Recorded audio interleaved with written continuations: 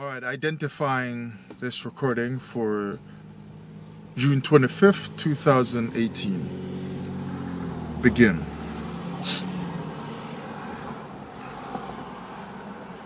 This lesson is titled, Meat is Prohibited by the Creator.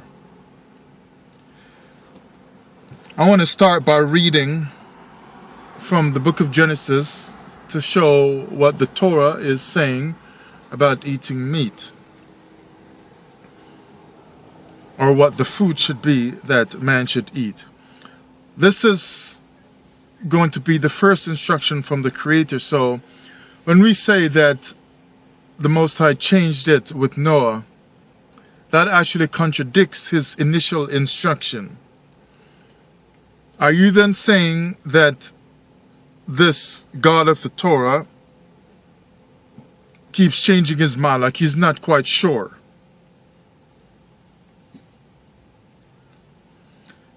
Genesis chapter 2 verse 9, and out of the ground made the Lord God to grow every tree that is pleasant to the sight and good for food. So once the man saw it, he could connect with it mentally and desire it in his body as food to eat. The tree of life also in the midst of the garden, and the tree of the knowledge of good and evil. Let's look now at Genesis chapter 9 and verse 3. Apparently the flood has happened with Noah being saved and a few people with him, totaling 8. Then we are taught that the God of the Torah told Noah in a commandment to start eating meat. It's funny that all of the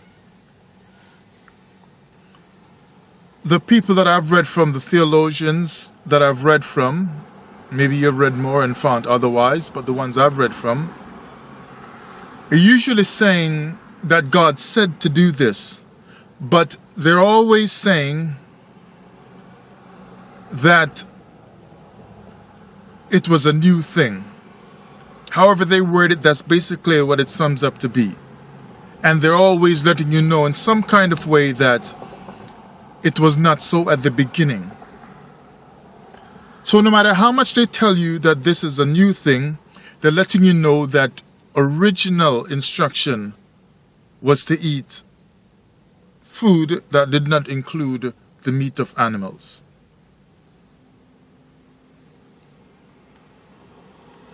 Genesis 9 verse 3, every moving thing that liveth shall be meat for you, even as the green herb have I given you all things. And then he goes on to say to him, but don't eat the blood, flesh with the life in it.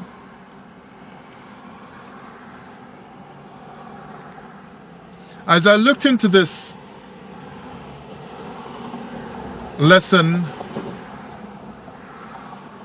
it didn't take long for people to start saying that the taking of life and the shedding of blood was prohibited. And people would say things like, shedding of blood is prohibited, it's wrong, because the Creator forbids it. Because when you deal with the shedding of blood, it's sacrosanct, and it's like you're crossing a line. Look at this word, sacrosanct, and I'll say a little bit more about it as I go on.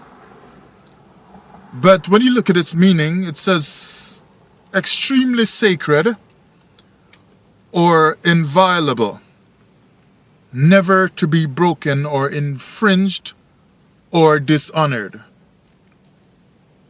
So then you are crossing a line. So if you kill, not talking about humans now, I'm talking about animal eating, such as what the children of Israel were led to do in those sacrifices unto the God of Israel, and then to turn around and eat the flesh of the animals. But they were told not to actually consume the blood. But they're still shedding blood. And if Leviticus 17 is telling you that the life of the flesh is in the blood, then animal flesh still has blood in it. And so there would be something sacrosanct right there, because if the Creator can tell you through Noah to start eating animal meat, but to not deal with the blood, then he's saying even the blood of animals is talking, it's talking about something that you just should not, you shouldn't cross that line. Dictionary.com says,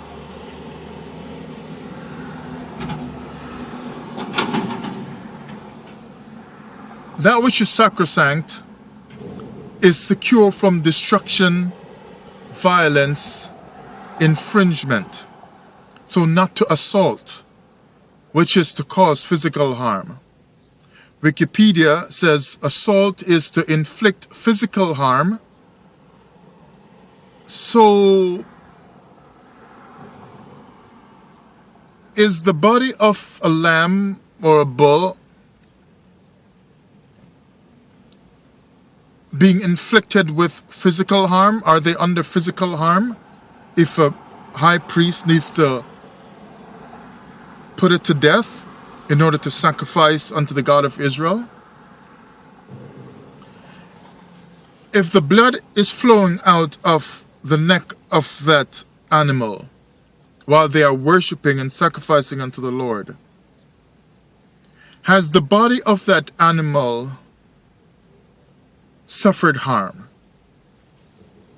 been inflicted with a wound, crossing the line of that which is sacrosanct? You think about it.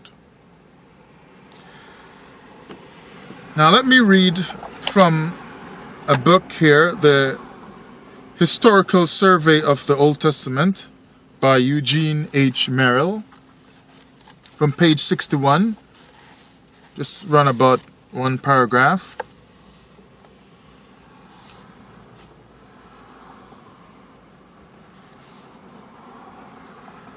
I'll pick up partway through the paragraph which started on the page before. But the whole universe was out of joint, as Paul was later to imply. The best that man could expect was control of his environment by sheer strength and ingenuity. This control by force was to issue in slaughter of animals for food, an occurrence not noted before. Why? Because the Creator had said the fruit would be your food, and the herbs, fruit trees. So he's saying here, it was not noted before that you should be eating meat, but it comes up at the time of Noah. So then that's a different instruction than what the Creator first did. That doesn't sit well with me.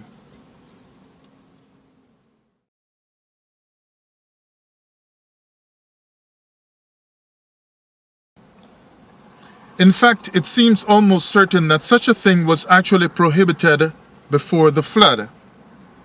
See that? It was a prohibition before the flood by the Creator, later known as the God of Israel. He prohibited it.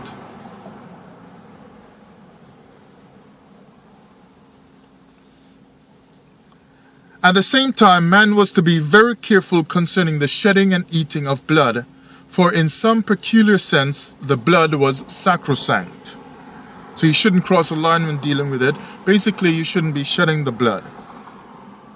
You shouldn't be causing the blood to flow out of the body. So the blood was sacrosanct. It was to be poured out upon the ground and not consumed, for it represented life.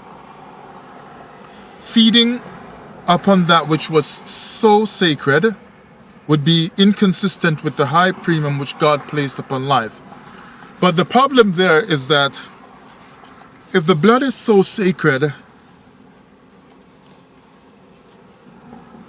why are you going to be casting it out of the body of the creature that God made it to be in? There should be no violation there, so you should not be slashing the body to cause the blood to flow out and then casting it on the ground. There is no reverence right there for what the Creator did in spilling out the blood out of the body.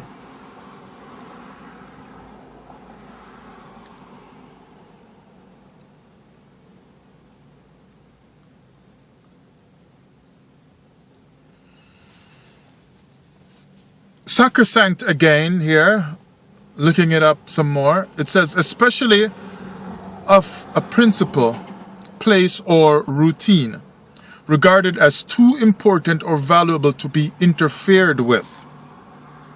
So theologians are telling you that this is something that is sacrosanct. You should not be interfering with this. The Creator put it inside the body and in the veins and so on. That's where it belongs. So for set apart high priest to be slashing up the bodies of the animals, they have no reverence to the God of Israel or to the Creator. None. It is not to be interfered with. It is so valuable, don't touch it. But the high priests of biblical Israel crossed the line and they slashed one animal after another and splashed the blood everywhere, even casting it down on the ground. Is there reverence is that when you are in the presence of the God of Israel? Look at this now as they go on. Sacrosanctity. Sacrosanctity was the declaration of physical inviolability of a temple, which means you should not violate a temple and what goes on there. Ultimate respect. And people in ancient times would certainly have great respect. In fact, in temples you would usually have a certain place to enter and another place to exit, and you couldn't just exit from the entry point. I don't know if all temples are like that, but I know a lot of temples were like that. And you could not enter through the exit point. It's like there's a violation going on there, even just dealing with the entry and exit points of a temple. It had to be done a certain way. How much more the body of a human, or respecting the life that is in the body of an animal?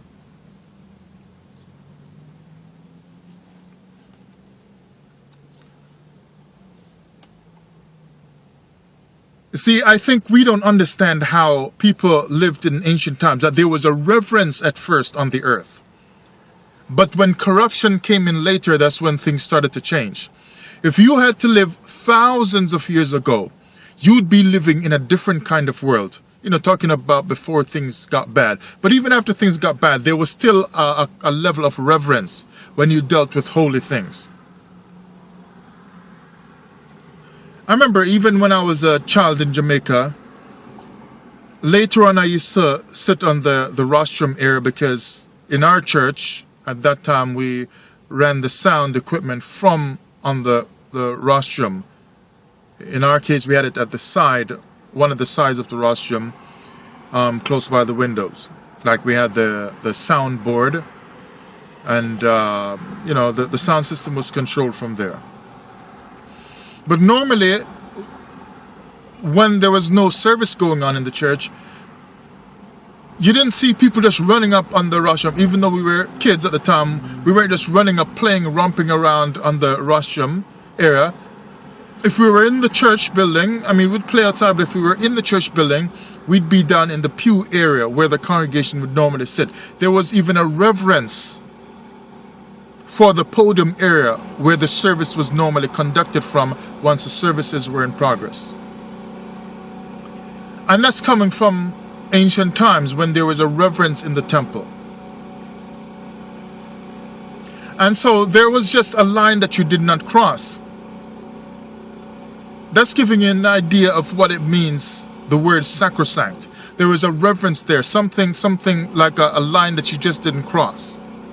But you can take a knife and slice and slash the throat of a cow or of a lamb and say you are worshiping the Lord God of Israel on one of Israel's high holy day, to get even forgiveness of your transgressions. There's no reverence for what the Creator made, these animals, or even for the Creator. And this is written that you should do it in the Torah.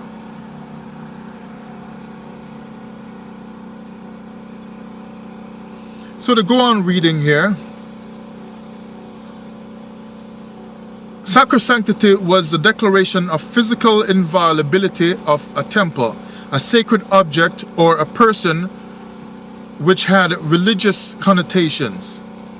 Festus explained that sacred laws are laws which have the sanction that anyone who broke them becomes accursed to one of the gods. Now, these were people who weren't even Israelites. And even they are telling you that such a person would become cursed by one of the gods. But the children of Israel and the high priest of Israel didn't mind that. Yet people who were non-Israelites had such a wisdom to think like that. But the high priest of the house of Aaron did not think like that. They just went ahead and they could break these rules that seem to come normal to other people of who Israel would call heathen nations. So they would become accursed to one of the gods together with his family and property. So his family and property would be cursed as well. That's what they believed back then. It thought that in some cases the law was applied to protect temples from being defiled. So we're seeing here that certain lines just could not be crossed even when dealing with a temple. And even in the New Testament it says your body is a temple of. And when you deal with the creation, I mean, you know, just to close it out here, I thought that the original instruction to eat from the fruit of the earth and the herbs and so on makes more sense to me than to eat meat that the Creator so-called told Noah to do when he came off the boat from the flood. The original instruction makes more sense.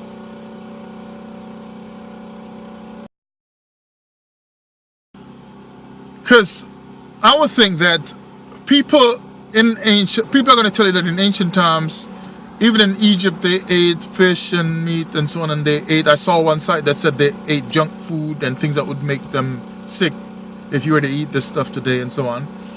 But you know, when you think of it, at least when I think of it, the very first ancient peoples, I cannot see them just going and eating meat, like meat from a lamb or from a bull that Israel was offering to the Most High. You know why? Because if you are brand new on earth, you are just born of Adam, you are the first group of people on earth. You can walk up to a fruit tree and desire it. It just looks nice to you, even the smell of it. Even the smell is a part of it because Adam would have explored. Like I've been teaching you, the Creator would not, he didn't give Adam any writing as far as we can see in the Torah. So Adam learning about the earth would have been by exploration. And as he went by, the Creator would be speaking inside of him because the Creator breathed breath of life and entered into the man. So the Creator entered into the man because the Creator has knowledge of life because he created the world, the earth with everything in it. And if he created the fruits for man to eat, then even when you look at the fruit, by him entering into the man, because the breath was put into the man, a way of showing that the Creator entered into the man to help the man to experience the world, then he would hear the voice of the Creator speaking to him as he walked by a tree, a fruit tree, and saw the fruit, and he smelled, like, let's say he smelled the nice mango or whatever fruit. The sight of it would attract him, And even when he got closer, the desire would be there as he walked by and he smelt it, and his eyes would just pop out, and the smell of it, as his nostrils caught some of the smell, the scent of it. And it would just bring up a desire. His mouth would start to salivate and so on. And so his body would function with desire, acting upon that desire that was built into him by the Creator who entered into him, breathing the breath of life, to make him have desire for that. So he would smell it and it would smell nice, and he would just be drawn to it naturally. Very first peoples on earth, just by sheer thinking, would feel like that is something to eat. But the very first peoples, just by seeing an animal coming by and walking by with two eyes in it, looks somewhat similar to a human with two eyes in the head. You would not initially just think that is something to eat because it looks so close to you. At least at first, you'd want to explore and wonder why that creature is so different. He's got two eyes, but he's got four legs. Why do I only have two? And he's got four. So you wouldn't normally be attracted to eating that. You would more be attracted to, having more thoughts about it. How does it live? What does it do? What is it like? Can it talk like I can talk, and so on? Because it's got two eyes, it already looks. And it's got flesh like you, although it might be covered with more hair and so on. So your approach to the fruit tree, with the fruit hanging on it that looks nice and orange or red or whatever color, would have a different kind of experience than the experience you would have with the approach to an animal. When you are in the proximity of the fruit hanging from the tree, you desire food. Just biologically, you would just desire it in an eating kind of way. But you would not initially just desire food when you walk close to an animal, when you are in the proximity of an animal. Think of it, people. What would be your first desire as the first people on earth when you walk into the proximity of a fruit hanging from a tree and in the proximity of another animal, especially if they're like a large group of animals? You wouldn't just desire to eat them, you would desire biologically to eat the fruit. That's how the first people started. So for the God of Israel to say, the fruit trees is for your food, and then to come later and change it to Noah, there is a deception right there in the Torah. He never told Noah to eat the animals. Somebody put that in there, and it does not belong in the book.